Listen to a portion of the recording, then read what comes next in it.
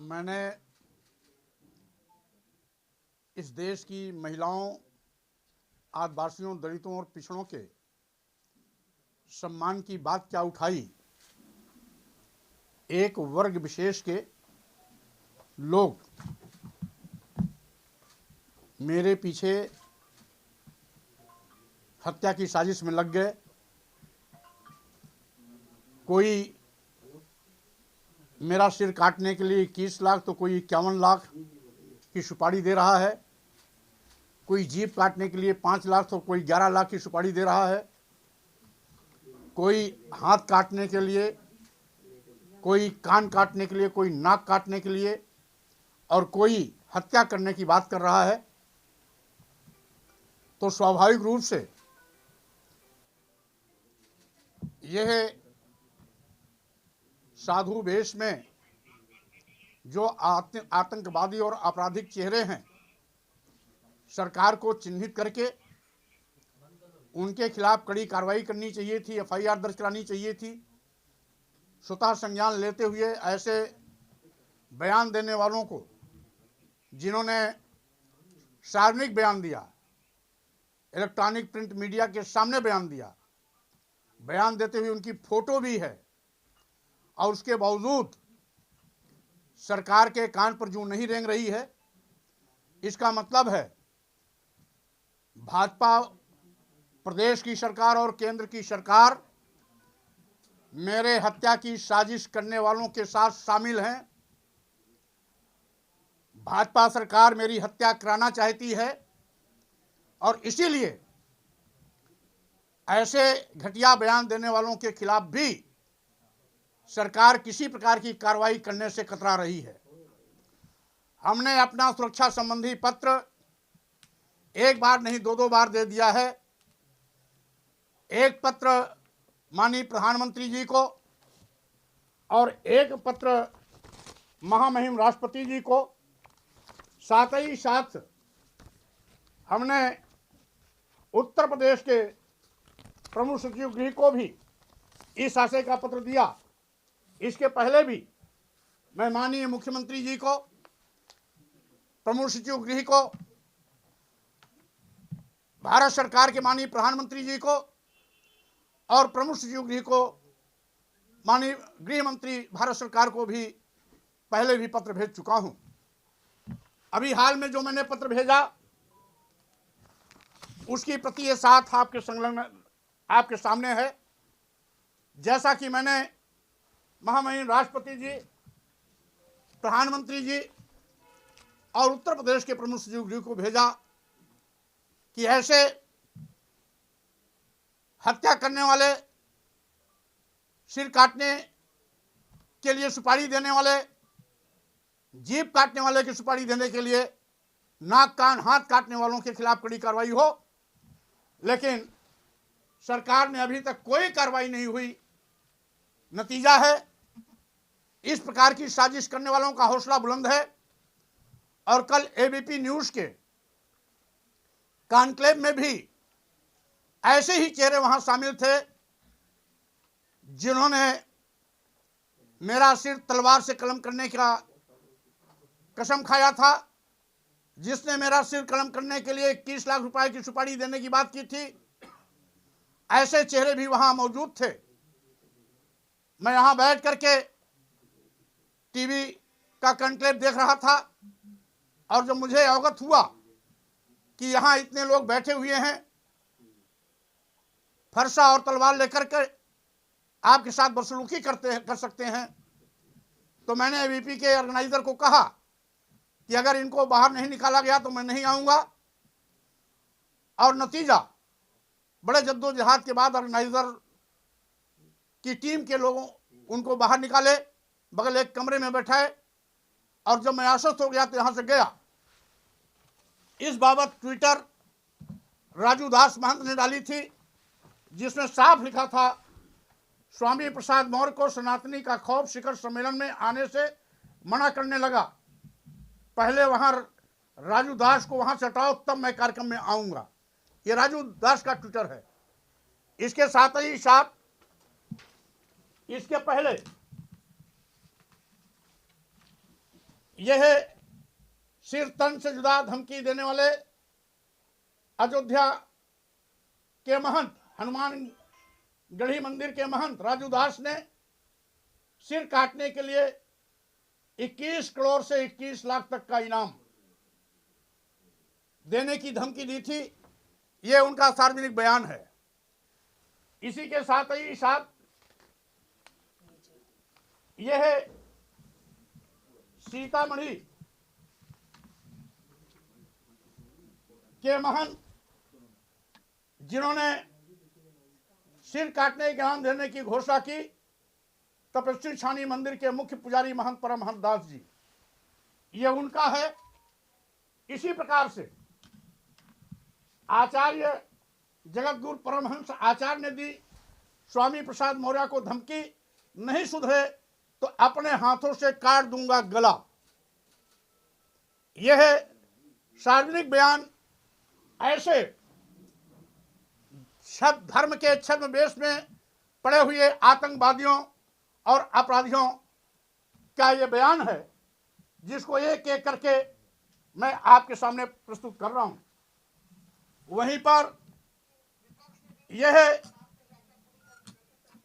Jansangh party के एक नेता हैं जिन्होंने, राकेश दीक्षित जी कानपुर, जिन्होंने कहा स्वामी प्रसाद मौर्य को जूता मारने वालों को इनाम देगी जनसंघ पार्टी। यह ऐसे लोगों के कुख्यात चेहरे हैं जो धर्म का चादर ओढ़ करके इस तरीके से आतंकवादियों का व्यवहार कर रहे हैं। वहीं पर एक और इसी प्रकार का बयान आया है कि स्वामी प्रसाद मौर्य का मुंह काला करने वाले को 1 लाख रुपए का इनाम दिया जाएगा। जिस तरीके से ये बयान आ रहे हैं, ये भी कानपुर के ही एक संगठन का है, शास्त्री नगर रामलीला सोसाइटी के ये पदाधिकारी तथा कथित पदाधिकारी है। ये सभी धार्मिक संगठन से जुड़े हैं। हिंदू महासभा ने भी स्वामी प्रसाद मौर्य की अर्थी निकाली, जीभ काट करके लाने वाले को इनाम का ऐलान। एक एक करके इस तरीके से इतने खतरनाक हत्या, सिर काटने, जीभ काटने, कान काटने, नाक काटने, हाथ काटने के बयान देने के बावजूद भी सरकार चुप है, यानी सरकार की मौन स्वीकृति मिली हुई है।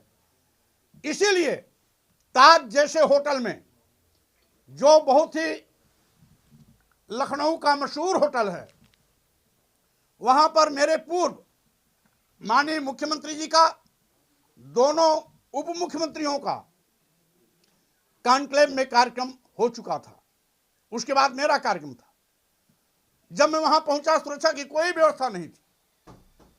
लौटते वक्त एक इंस्पेक्टर, संभवतः एक अधिकारी बैठे मिले दिखाई पड़े थे, और साथ ही साथ ये भारतीय जनता पार्टी युवा के महामंत्री हैं। उन्होंने बयान दिया है स्वामी प्रसाद मौर्य की जुबान काटने वाले को 5 लाख का इनाम। यह एक एक करके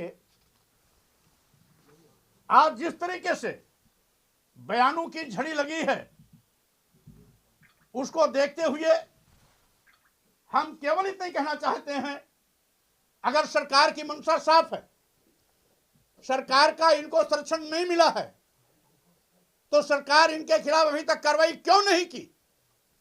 अगर कार्रवाई नहीं किया है तो इसका मतलब है मेरी हत्या की साजिश में भाजपा सरकार शामिल है। आपके चैनल की मीडिया के माध्यम से मैं पूरे देशवासियों से इस बात की अपील करता हूं कि आप सब शांति बनाए रखेंगे। मेरे ऊपर कितना भी हमला हो, कितना भी धमकियां क्यों ना आए, सरकार भी क्यों न शामिल हो, मैं महिलाओं के सम्मान, आदिवासियों, दलितों, पिछड़ों के सम्मान की बात अगर उठाई है तो पीछे कदम नहीं हटाऊंगा। अंतिम सांस तक मैं महिलाओं, आदिवासियों, दलितों और पिछड़ों के सम्मान की बात को उठाता रहूंगा। धर्म की आड़ पर इनको नीच, अधम, अपमानित और प्रताड़ित करने वालों के खिलाफ मेरी ये मोर्चेबंदी चलती रहेगी।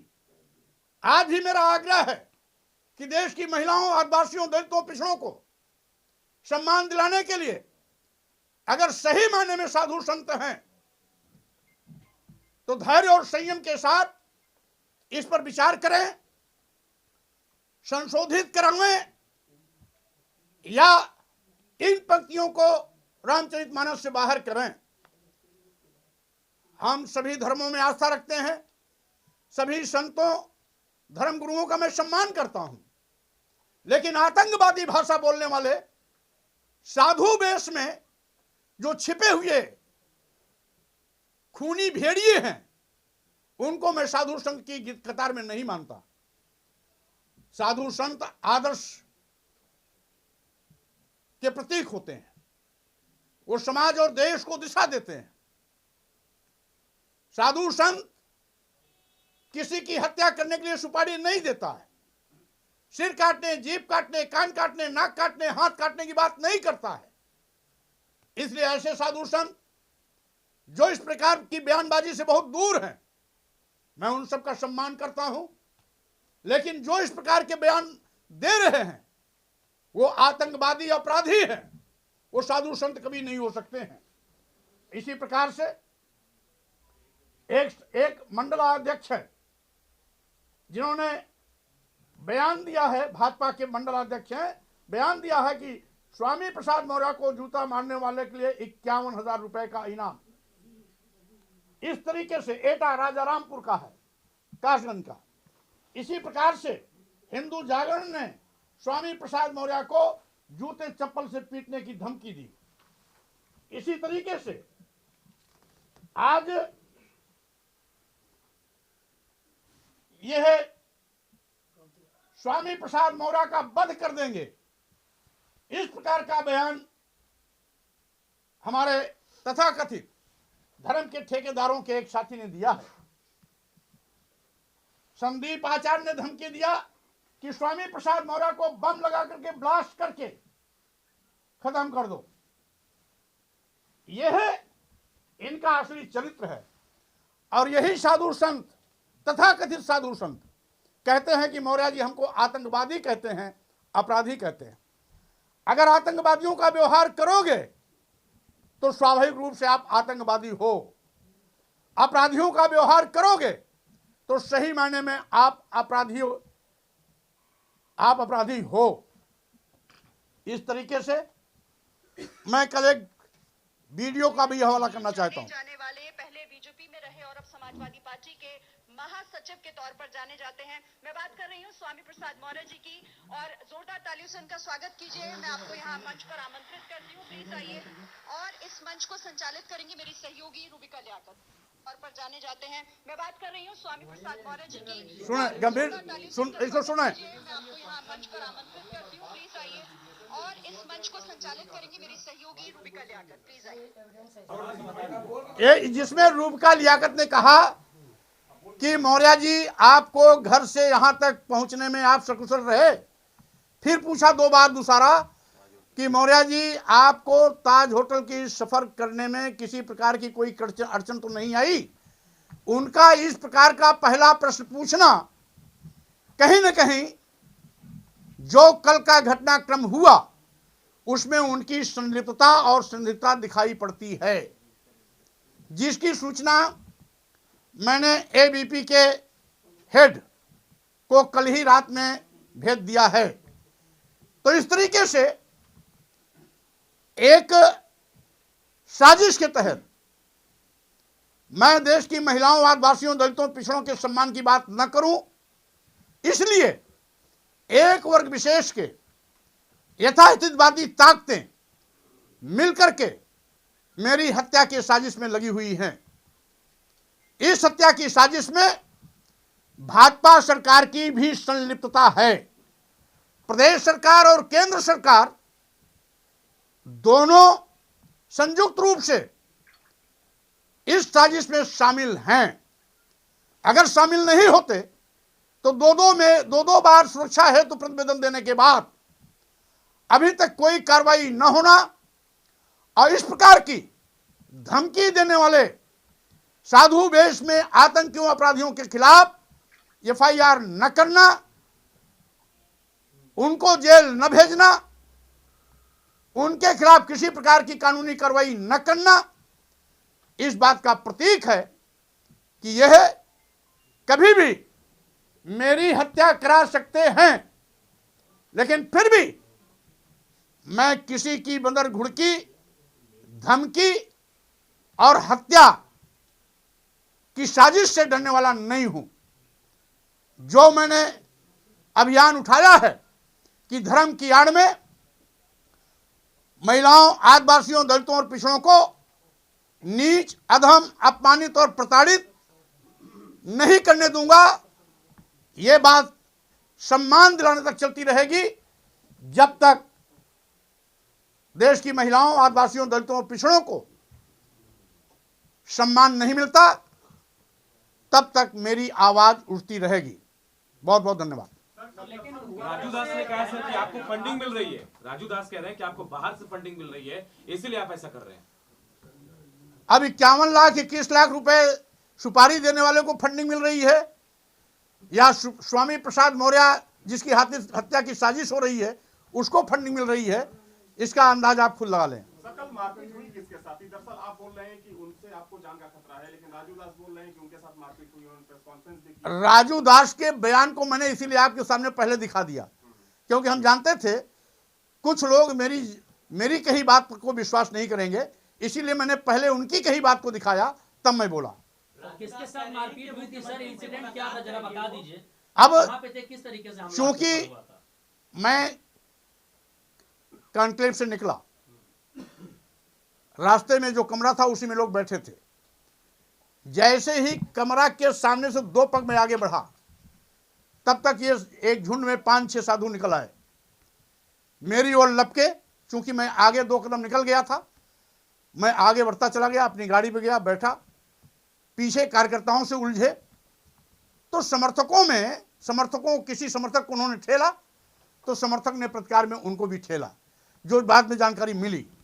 लेकिन चूंकि मैं आगे निकल गया, इसलिए बाद में क्या हुआ उस पूरे घटना की जानकारी नहीं है। लेकिन साजिश तो थी, क्योंकि साधु संतों का कॉन्क्लेव में संवाद 2 बजे के बाद था। ये सुबह 11 बजे से ही वहां बैठे थे। आखिर क्यों? जब 2 बजे के बाद इनको आना था, उसके पहले इनकी वहां पर मौजूदगी कहीं न कहीं मुझे अपमानित करने या मुझ पर हमला करने की थी, क्योंकि ये लोग सिर काटने के लिए 21,51,00,000 की घोषणा पहले कर चुके हैं। इसलिए सही मायने में अगर इनकी मौजूदगी थी तो वहां पर भारी भरकम सुरक्षा व्यवस्था होनी चाहिए थी, लेकिन सुरक्षा व्यवस्था के नाम पर वहां कुछ भी नहीं था। केवल लौटते वक्त एक इंस्पेक्टर और एक संभवतः अधिकारी, जो भी रहे हों, एसडीएम या आईडीएम, वहां बैठे दिखाई पड़े रास्ते बरामदे में। इसके सिवा वहां कोई नहीं था। स्वाभाविक रूप से ये बड़े घटनाक्रम की साजिश थी, लेकिन वहां पर मेरे समर्थकों की संख्या ज्यादा थी। ये लोग अपने मंसूबे में कामयाब नहीं हो पाए। तो क्या बोल रहे थे जब हमला किया आपके ऊपर? तो कुछ बोल रहे थे क्या आपको लेके? वो हमको रोकने के लिए कोशिश किया कि स्वामी प्रसाद मौर्य रुकिए, लेकिन मैं आगे निकल गया था, इसलिए मैंने अपनी स्पीड न रोकी न रुका, मैं आगे बढ़ता चला गया। नारेबाजी भी कर रहे थे। नारेबाजी कर रहे थे। नारेबाजी उन्होंने किया, जय श्री राम का नारा दिया, तो हमारे समर्थकों ने जय संविधान का नारा दिया। एक तरफ जय श्री राम का नारा चला तो हमारे समर्थकों ने जय संविधान का नारा दिया, और उसके बाद मैं आगे निकल गया, गाड़ी में बैठा। उसके बाद क्या हुआ क्या नहीं हुआ, अब ये तो अगर ताज का जो सीसीटीवी फुटेज है निकलवाया जाएगा तो इन साजिशकर्ताओं के करतूते अपने आप स्पष्ट हो जाएंगे। लेकिन आपकी तरफ से कोई तहरीर नहीं गई है।